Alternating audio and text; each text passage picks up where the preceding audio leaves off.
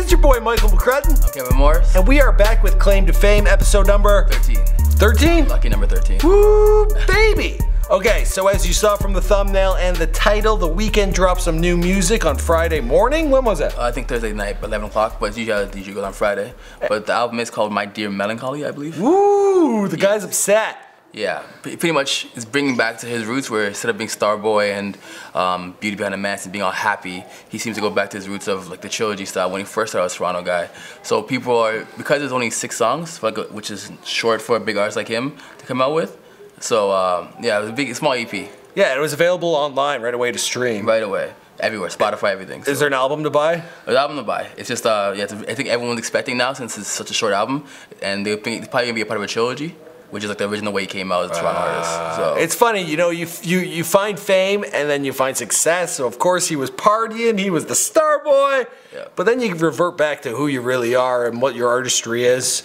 So I'm glad we're seeing that, but he's obviously talking about 2 different women. Yes. Who? Bella Hadid and Selena Gomez. Why? These are his exes. And one he left, one for. And they both were a part of Taylor Swift's she-woman man-hating club party. So there was always a controversy with that.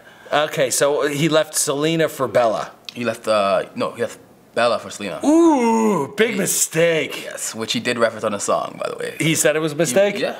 Yeah, literally. He literally said wasted times and that she wasn't half of who you were. So, ouch! Yeah, and people are saying it's clearly alluding to Bella because he references You Are Equestrian, which is like a horseback rider.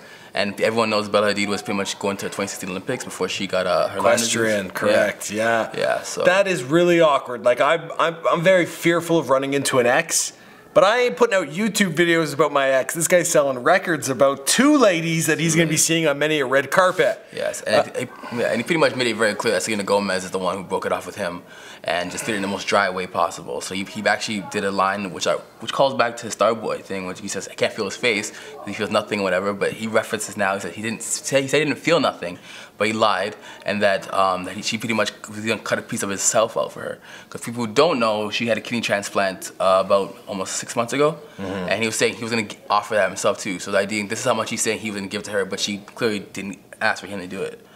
I find it interesting that she's, you know, the one of 2 Toronto boys.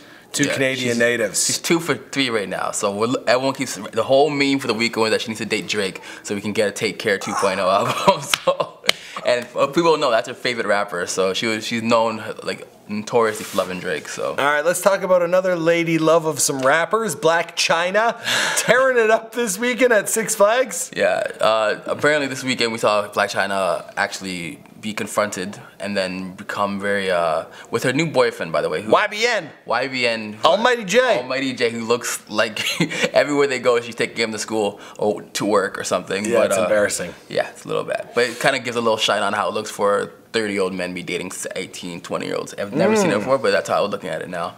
But we saw her actually be in the amusement park, and her nanny was carrying Dream Kardashian, and she has a bystander saw the baby, decided to touch it, got back to Black China about it, and then she got pissed off saying she was gonna kill the lady.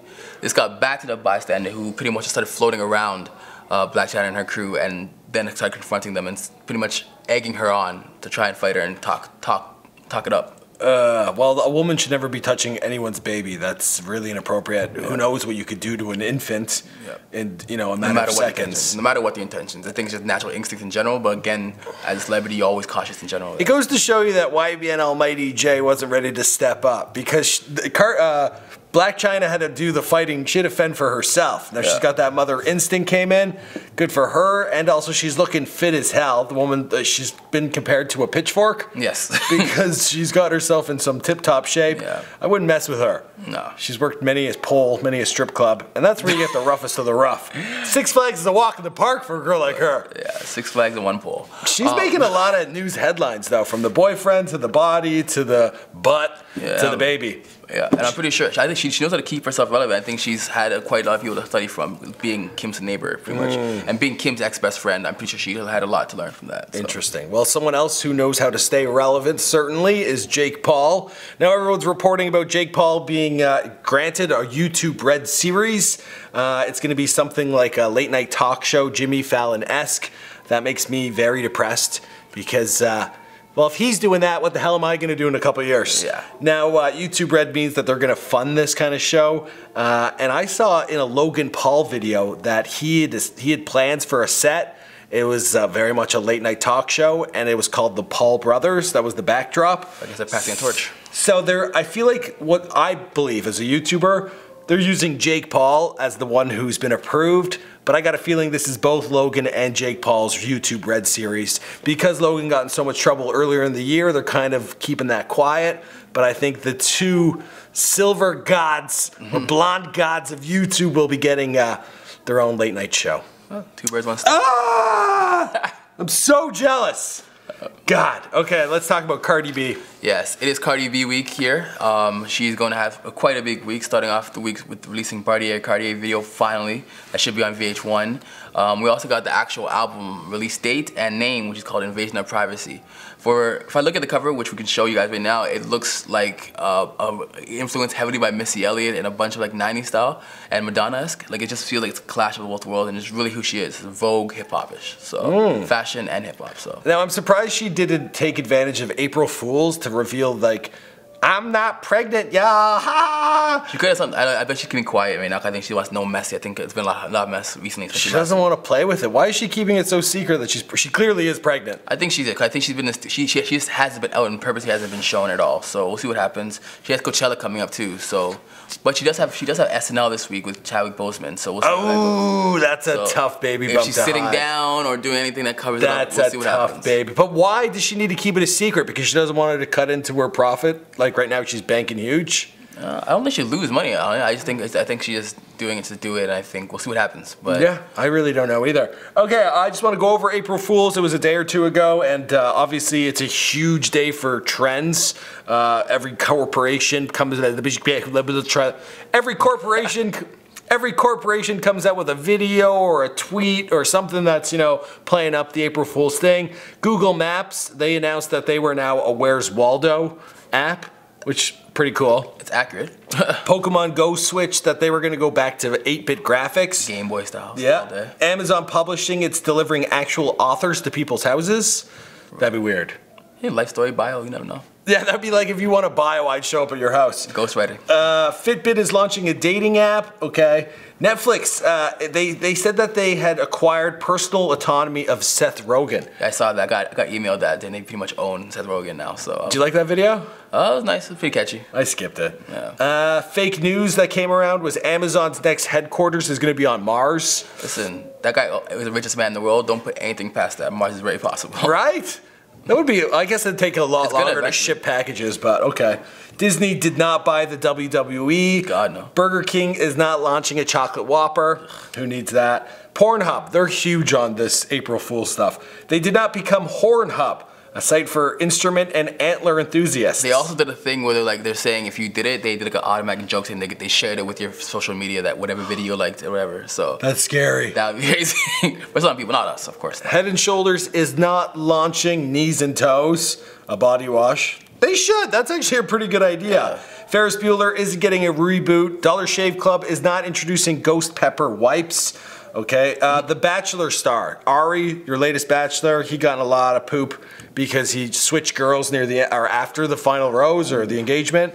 And now he's with his new girl. Her name is Lauren. And he posted a photo of her pushing out her stomach saying, "We got a bun in the oven." Already? Jesus. And no one liked that. Yeah. The world went mental because he's already a bad boy in the eyes of the followers of this show. But they're saying that he's being cruel to couples struggling with infertility. I think you're reaching a little far there. A little sensitivity training. Yeah, so. In my opinion. And then the last one is Pauly D. He trolled his audience that he finally got a haircut. Got the blowout. Yeah, apparently that blowout's here to stay. And we will be seeing it this week on Jersey Shore. So Thursday. The Cavs are here, people. Finally. Cavs are here. I don't know if you know this. T-shirt time. All day. Now Jersey Shore is one of is before social media heavily, was just a pop culture icon, and just I remember that being the greatest show ever to me. I think it was so epic. It really did. It changed the game. It was like the real world, but even realer. Yeah. And the stars that they've been catapulted to such fame higher than anyone in MTV history. Yeah. And most reality shows like one person. And I think the goal was to change it and rotate it every season. But they were so good and charismatic the first season, they just kept it there. They're such great and people that you can relate to. And I think that ushered in this era where people are embracing stars that are more genuine and authentic. And I think people just seeing them grow up. I think even seeing Snooki have a baby just changed everyone's mind. I think we've seen that a lot with Kylie too. How Kylie had a baby, people start relating to her a little bit more and not feeling she's too distant. It's just humanizing them. Yeah. So I think part of this show is showing the growth they've had over the years, but also giving everybody what they've missed. And I think we've seen from previews, it's going to give everybody exactly what we need. Yeah, and it's going to be drama packed. From what I can tell, I've seen little trailers here and there. Obviously, we're dealing with Mike's the situation. He could be facing 15 years in prison. So they'll be talking about that. It was some for tax fraud, or I'm not entirely sure. Yeah, it's tax. And then Ronnie's got a baby on the way. Yeah, Ronnie's got a baby on the way. Sammy Sweet's not there, but we're still going to be asking Ron to stop because he might be caught cheating, and that's what the trailer's alluding to. And we're too much Ron juice. He looks super tan, and now it's like it looks pretty problematic steroid-wise. I'm really looking forward to it. This is going to be a nostalgic week for me. All right. Okay, guys, so we'll wrap this one up here. My name is Michael McCrudden. I'm Kevin Morris. And you can find us both on Instagram, Twitter, or on the official Instagram account. Claim to Fame Official. It is for this channel, for this series, so be sure to give us a follow over there. Kevin's working really hard. Always. And we'll see you guys in the next one. We're doing this twice a week. We missed last week because it was a holiday. So, yeah. see you on Friday. Get used to that. Okay. Peace.